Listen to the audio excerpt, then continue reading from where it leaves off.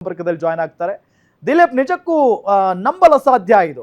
ಒಂದ್ ಕಡೆ ವಿಜ್ಞಾನನೇ ಹೇಳ್ತಾ ಇದೆ ಇನ್ನೂ ಅಭಿವೃದ್ಧಿ ಆಗಿಲ್ಲ ಇದನ್ನ ಕಂಡುಹಿಡಿಯುವಷ್ಟು ಅಂತ, ಆದ್ರೆ ಈಕೆ ಬಹಳ ಸ್ಪಷ್ಟವಾಗಿ ಹೇಳ್ತಾ ಇದ್ದಾರೆ. ಒಂದು ಡೇಟ್ ಕೂಡ ಮೆನ್ಷನ್ ಮಾಡಿದ್ದಾರೆ, ಟೈಮಿಂಗ್ ಕೂಡ ಮೆನ್ಷನ್ ಮಾಡಿದ್ದಾರೆ. ಹೆಂಗ್ ನಂಬೋದಕ್ಕೆ ಸಾಧ್ಯ ಇದನ್ನ ದಿಲೀಪ್? ರಾಮ್, ರಿಯೋ ತತ್ಸುಕಿ ಅಂತ ಏನೊಂದು ಜಪಾನ್ನ ಒಂದು ಕಲಾವಿದ ಇದ್ದಾರೆ. ಅವರು ಒಂದು ಕಾಮಿಕ್ ಬುಕ್ಗಳನ್ನ ಬರೀತಾರೆ. ಅವರು ಕಾಮಿಕ್ ಬುಕ್ಗಳನ್ನ ಬರೆಯೋದ್ರ ಮೂಲಕನೇ ಆ ಕಾಮಿಕ್ ಬುಕ್ನಲ್ಲೇನೆ ಈ ಒಂದು ಭೂಕಂಪ ಸಂಭವಿಸುತ್ತೆ ಮತ್ತು ಒಂದು ಪ್ರಬಲ ಸುನಾಮಿ ಆಗುತ್ತೆ ಅಂತ ಹೇಳ್ಬಿಟ್ಟು ಅವರು ಈ ಒಂದು ಭವಿಷ್ಯವಾಣಿ ನುಡಿದಿರೋದು. ಅವರ ಭವಿಷ್ಯವಾಣಿ ಪ್ರಕಾರ ನಾಳೆ ಅಂದರೆ ಶನಿವಾರ ಬೆಳಗ್ಗೆ 10:40 ಅಂದರೆ ಸ್ಥಳೀಯ ಕಾಲಮಾನ, ಜಪಾನ್ನ ಸ್ಥಳೀಯ ಕಾಲಮಾನ ಶನಿವಾರ ಬೆಳಗ್ಗೆ 10:40 ಅಂದರೆ ಭಾರತ ಜಪಾನ್ಗಿಂತ ಒಟ್ಟು 3.5 ಗಂಟೆ ಹಿಂದೆ ಇದೆ. ಹಂಗಾಗಿ ಅವರ ಅಂದಾಜಿನ ಪ್ರಕಾರ ಹೇಳಬೇಕು ಅಂದರೆ ಭಾನುವಾರ ನಮಗೆ ನಾಳೆ ಬೆಳಗ್ಗೆ ಒಂದು 7:10 ವೇಳೆಗೆ ಜಪಾನ್ನಲ್ಲಿ ಭೂಕಂಪ ಆಗಿದೆ ಅಂತ ಹೇಳ್ಬಿಟ್ಟು ಮತ್ತು ಜಪಾನ್ನಲ್ಲಿ ಸುನಾಮಿ ಸಾಧ್ಯತೆ ಇದೆ ಅಂತ ಸುದ್ದಿ ಬರುತ್ತೆ ಅಂತ ಅವರ ಒಂದು ಫೋರ್ಕ್ಯಾಸ್ಟ್ ಇರೋದು. ಅಂದರೆ ಅವ್ರು ಹೇಳ್ತಿರೋದೇನೆಂದರೆ ಜಪಾನ್ ದೇಶದ ಒಂದು ಏನು ಸಮುದ್ರ ತೀರ ಇದೆ ಅಲ್ಲಿಂದ ಫಿಲಿಪೈನ್ಸ್ ದೇಶದವರೆಗೂ ಸಾಗರದ ಮಧ್ಯದಲ್ಲಿ ಒಂದು ಭೂಮಿಯ ಒಂದು ಪದರಗಳೇನಿದೆ, ಭೂಪದರಗಳು, ಅದರ ಅಲುಗಾಟ ಉಂಟಾಗಿ ಭೂಕಂಪ ಉಂಟಾಗುತ್ತೆ. ಭಾರೀ ಪ್ರಮಾಣದ ಒಂದು ಒಂದು ಏನು ಸುನಾಮಿ ಎದ್ದೇಳುತ್ತೆ ಅಂತ. ಆ ಸುನಾಮಿ ಇವತ್ತು ಎಂದೂ ಕಂಡು ಕೇಳಿರದಂಥ ಸುನಾಮಿ ಆಗುತ್ತೆ ಅಂತ. ಇಲ್ಲಿ ಒಂದು ವಿಚಾರ ಏನಂದರೆ, ಇದುವರೆಗೂ ಪ್ರಪಂಚದಲ್ಲಿ ಭೂಕಂಪ ಇಂಥದ್ದೇ ದಿನ ಸಂಭವಿಸುತ್ತೆ ಅಂತೇಳ್ಬಿಟ್ಟು ಅಂದಾಜು ಮಾಡೋಂಥ ಒಂದು ಫೋರ್ಕ್ಯಾಸ್ಟ್ ಕೊಡುವಂಥ ವ್ಯವಸ್ಥೆ ಇದುವರೆಗೂ ಇಲ್ಲ ಪ್ರಪಂಚದಲ್ಲಿ. ಆದರೆ ಭೂಕಂಪ ಸಂಭವಿಸಿದ ತಕ್ಷಣ ವಿತಿನ್ ಎ ಸೆಕೆಂಡಲ್ಲಿ ಈ ಥರ ಒಂದು ಭೂಕಂಪ ಆಗಿದೆ ಅಂತೇಳ್ಬಿಟ್ಟು ಅಲರ್ಟ್ ಕೊಡುವಂಥ ವ್ಯವಸ್ಥೆ ಇದೆ. ಅದನ್ನು ಭೂಕಂಪ ಪೀಡಿತ ದೇಶಗಳು ಅಂತ ಯಾವ್ದು ಕರೀತಾರೆ, ಏನೊಂದು ರಿಂಗ್ ಆಫ್ ಫೈರ್ ಅಂತ ಹೇಳ್ತೀವಿ, ಆ ಒಂದು ರಿಂಗ್ ಆಫ್ ಫೈರ್ ವ್ಯಾಪ್ತಿನಲ್ಲಿ ಬರುವಂಥ ದೇಶಗಳಲ್ಲಿ, ಅದರಲ್ಲೂ ಪ್ರಮುಖವಾಗಿ ಜಪಾನ್ನಲ್ಲಿ ಈ ಥರ ಒಂದು ವ್ಯವಸ್ಥೆನ ಅಳವಡಿಸ್ಕೊಂಡಿದ್ದಾರೆ.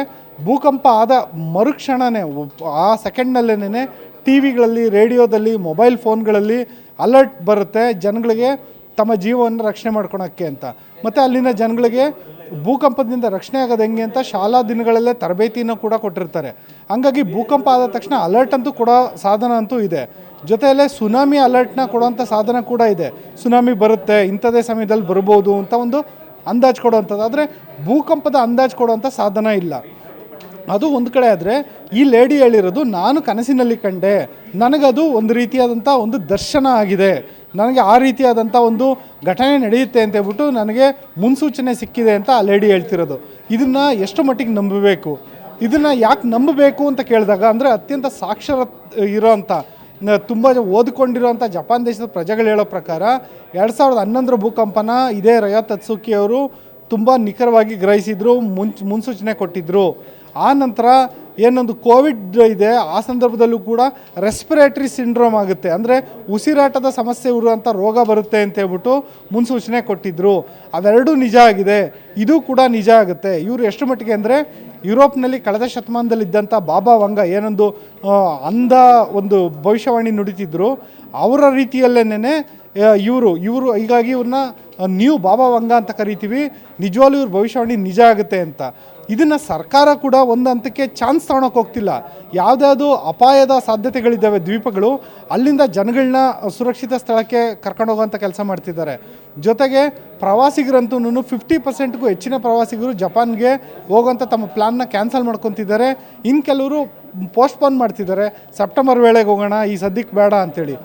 ಇದು ಕೇವಲ ಜಪಾನ್ ಮಾತ್ರ ಅಲ್ಲ, ಹಾಂಗ್ಕಾಂಗ್ನಲ್ಲೂ ಇದೇ ಪರಿಸ್ಥಿತಿ ಇದೆ, ತೈವಾನ್ನಲ್ಲಿದೆ, ಚೈನಾದಲ್ಲೂ ಕೂಡ ಒಂದು ಸುನಾಮಿ ಭೀತಿ ಇದೆ. ಆದರೆ ಚೈನಾದಲ್ಲಿ ಜನಸಾಮಾನ್ಯರು ಏನು ಮಾಡ್ತಿದ್ದಾರೆ ಅನ್ನೋದು ಅಲ್ಲಿನ ಮಾಧ್ಯಮ ತುಂಬ ಸ್ಟ್ರಿಕ್ಟ್ ಆಗಿರೋದ್ರಿಂದ ಅಲ್ಲಿ ಗೊತ್ತಾಗ್ತಿಲ್ಲ. ಅದು ಬಿಟ್ಟರೆ ಹಾಂಗ್ಕಾಂಗ್ನಲ್ಲಿ ಮತ್ತು ಇಂಡೋನೇಷ್ಯಾದಲ್ಲಿ, ಮಲೇಷ್ಯಾದಲ್ಲಿ, ಹೀಗೆ ಎಲ್ಲ ದೇಶಗಳಲ್ಲೂ ಕೂಡ ಈ ಒಂದು ಭೀತಿ ಇವಾಗ ವ್ಯಾಪಿಸಿದೆ. ಎಲ್ಲರೂ ಇವಾಗ ಕಾಯ್ತಾ ಇರೋದು ಒಂಥರ ಟಿಕ್ಕಿಂಗ್ ಟೈಮ್ ಬಾಂಬ್ ಅಂತ ಹೇಳ್ತಾರಲ್ಲ, ಆ ರೀತಿ ನಾಳೆ ಬೆಳಗ್ಗೆ ಏನಾಗುತ್ತೆ ಅದು ಆ ಕುತೂಹಲದಲ್ಲಿ ಇವಾಗ ಎಲ್ಲರೂ ಇದ್ದಾರೆ. ನಾಳೆ ಬೆಳಗ್ಗೆ ಏನೂ ಆಗ್ದಲೇ ಇರಲಿ ಅನ್ನೋದೇ ಎಲ್ಲರ ಆಶಯ. ಆದರೆ ಈ ಥರ ಒಂದು ಇದನ್ನು ಮೂಢನಂಬಿಕೆ ಅಂದ್ರೆ ಮಾಡ್ರನ್ ಮೂಢನಂಬಿಕೆ ಅಂತ ಹೇಳ್ಬೋದು. ಈ ಥರ ಮೂಢನಂಬಿಕೆಯನ್ನು, ಈ ಥರ ಭವಿಷ್ಯವಾಣಿಗಳನ್ನು ಜನ ನಂಬ್ತಾರೆ.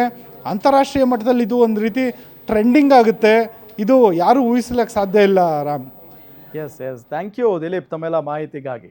ನಿಜಕ್ಕೂ ಇದು ಯಾರು ನಂಬಲಿಕ್ಕೆ ಸಾಧ್ಯವಾಗದಂಥ ಒಂದು ವಿಚಾರ. ಯಾಕೆಂತ ಹೇಳಿದರೆ, ರಿಯೋ ತತ್ಸುಕಿ ಅವರು ಹೇಳೋ ಪ್ರಕಾರ ನನ್ನ ಕನಸಲ್ಲಿ ಈ ರೀತಿಯಾದಂಥ ಘಟನೆ ಆಗಿತ್ತು, ಸೊ ಹಿಂಗಾಗುತ್ತೆ ಅಂತ ಹೇಳಿ ನನಗೆ ಕನಸು ಬಿದ್ದಿತ್ತು. ಸೊ ಅದನ್ನು ನಿಮ್ಮ ಮುಂದೆ ನಾನು ಹೇಳಬೇಕಾಗಿತ್ತು ಹೇಳಿದ್ದೀನಿ. ಸೊ ನೀವು ಅದನ್ನು 100% ನಂಬುವಂಥ ಅವಶ್ಯಕತೆ ಇಲ್ಲ. ನಂಬಲೇಬೇಕು ಅಂತ ನಾನೇನು ಒತ್ತಾಯ ಮಾಡ್ತಾ ಇಲ್ಲ. ಸೊ ತಜ್ಞರು ಏನು ಹೇಳ್ತಾರೆ ಅದನ್ನು ಬೇಕಾದರೆ ನಂಬಿ. ಜನ ಇಲ್ಲಿ ಅದನ್ನು ನಂಬಿ ಭಯ ಪಡುವಂಥ ಅವಶ್ಯಕತೆ ಏನು ಇಲ್ಲ ಅನ್ನೋ ನಿಟ್ಟಿನಲ್ಲೂ ಕೂಡ ಅವರೇ ಹೇಳಿಕೆಯನ್ನು ಕೊಟ್ಟಿದ್ದಾರೆ.